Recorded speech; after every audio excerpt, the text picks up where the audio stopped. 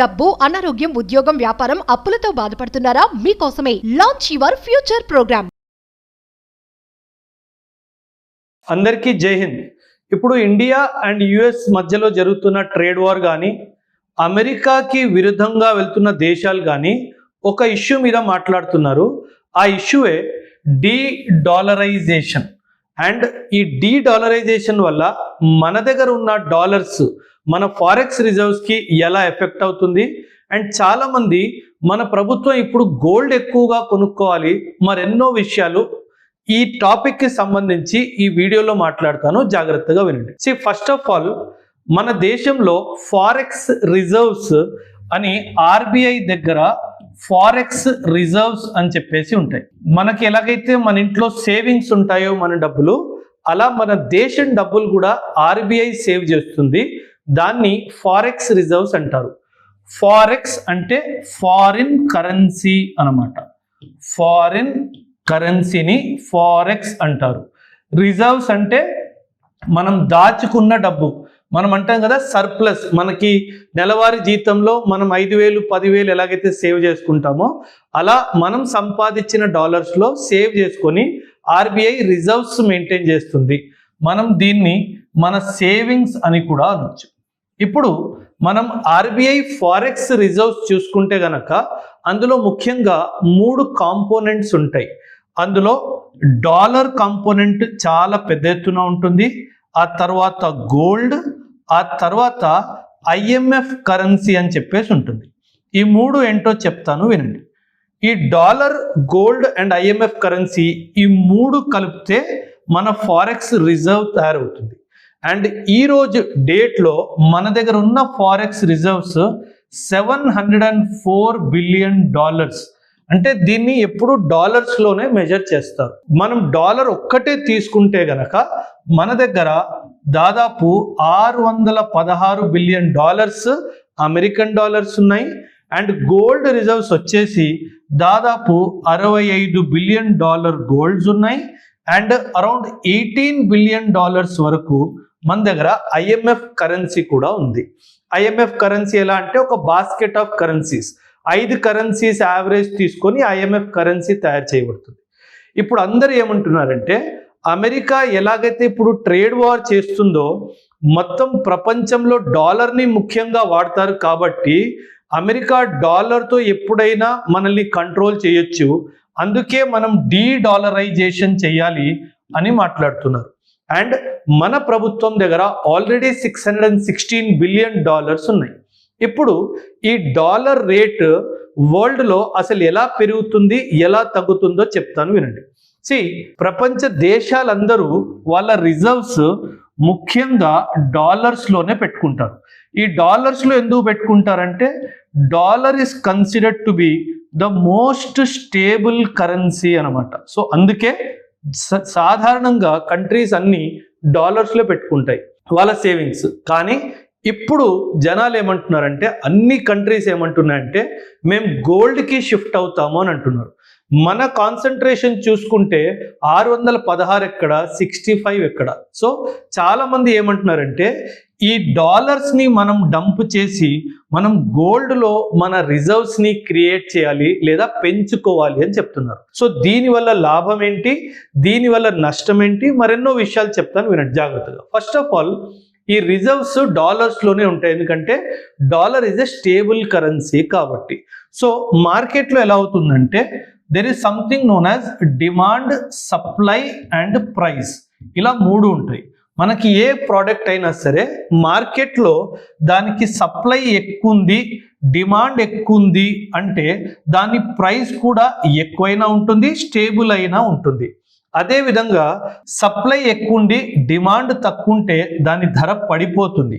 But అదేవిధంగా supply తక్కువ ఉండి డిమాండ్ ఎక్కువ ఉంటే ఖచ్చితంగా దాని ప్రైస్ పెరిగిపోతుంది. ఎప్పుడైనా సరే డాలర్ ఈ పొజిషన్లో ఉంటుంది. ఎందుకు ఇలా ఉంటుందంటే డాలర్ సప్లైని అమెరికా కంట్రోల్ చేస్తుంది. ఆ డాలర్ సప్లైని కంట్రోల్ చేస్తుంది. దాని స్టెబిలిటీ వల్ల, దాని డిమాండ్ ఎక్కువడం వల్ల దాని ప్రైస్ ఎప్పుడూ పెరుగుతూనే ఉంటుంది.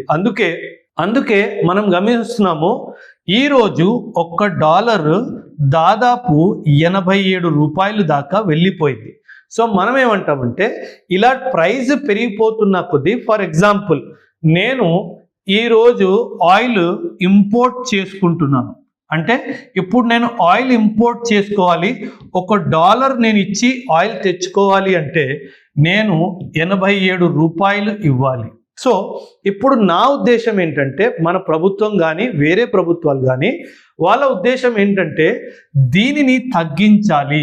ఈ ఎక్స్చేంజ్ రేట్ అంటారు దీన్ని, ఈ ఎక్స్చేంజ్ రేట్ని తగ్గించాలి.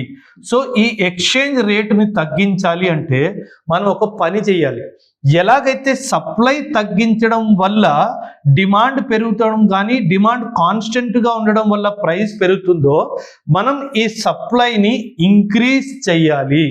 ఈ సప్లైని ఇంక్రీజ్ చేయాలి అంటే మనం ఏం చేయాలి, మన దగ్గర ఉన్న డాలర్ని తీసుకెళ్ళి ఇంటర్నేషనల్ మార్కెట్లో సప్లై విధంగా డంప్ చేయాలి. అప్పుడు ఏమవుతుంది, డాలర్ సప్లై పెరిగిపోతుంది, డిమాండ్ కాన్స్టెంట్గా ఉంది అనుకోండి, ఆటోమేటిక్ డాలర్ ధర పడిపోతుంది.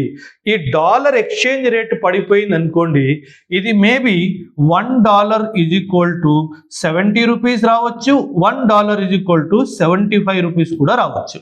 ఇలా కంపారిజన్లో ఎక్స్చేంజ్ రేట్ పడిపోతే మనం $1కి తక్కువ డబ్బులు ఇచ్చి మన ఇంపోర్ట్ బిల్ కాస్ట్ కూడా పడిపోతుంది. అండ్ మనం ఎందుకు చేయాలి ఇదంటే 2 కారణాలు.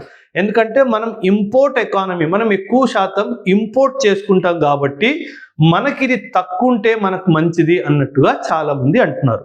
రెండో విషయం ఏంటంటే, కానీ ఒకవేళ మన ఎకానమీ ఎక్స్పోర్ట్ లెడ్ ఎకానమీ అనుకోండి, కాకపోతే మన ఎకానమీ ఎక్స్పోర్ట్ లెడ్ అంటే అప్పుడు $1 = 87 అని మాట్లాడుకున్నాం కదా, $1 = 70 రూపీస్ అయ్యింది అనుకోండి, అప్పుడు ఏమవుతుందంటే మన ఎక్స్పోర్ట్స్ కూడా నెగటివ్ ఎఫెక్ట్ అవుతాయి.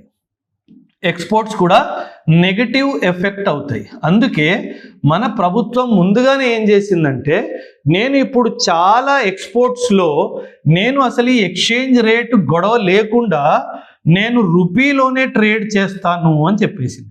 ఈ రూపీలోనే ట్రేడ్ చేయడం వల్ల ఏమవుతుందంటే, మనకి డాలర్కి రూపాయికి ఎక్స్చేంజ్ రేట్ తగ్గిపోయినా మనకి నెగటివ్ ఎఫెక్ట్ ఉండదు.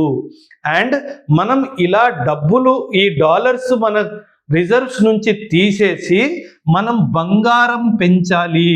బంగారం పెంచితే దీనివల్ల కూడా నా కరెన్సీలో కూడా ఇంకా బలం వస్తుంది అని ఉద్దేశము చాలా మంది చెప్తున్నారు. అంటే ఎకానమిస్టులు ఏం చెప్తున్నారంటే, ఇంకా దీనిని తగ్గించేసి మనం దీన్ని పెంచాలి అని చెప్పేసి అంటున్నారు. సో ఇప్పుడు జనరలీ అమెరికా ఏం చేస్తుందంటే చాలా తెలివిగా, అమెరికా చాలా గోల్డ్ని పర్చేస్ చేస్తుంది. అమెరికా చాలా గోల్డ్ని పర్చేస్ చేస్తుంది, కానీ దీన్ని అఫీషియల్గా డిక్లేర్ చెయ్యదు. ఎందుకు అఫీషియల్గా డిక్లేర్ చేయదంటే దానికి చాలా కారణాలు ఉన్నాయి.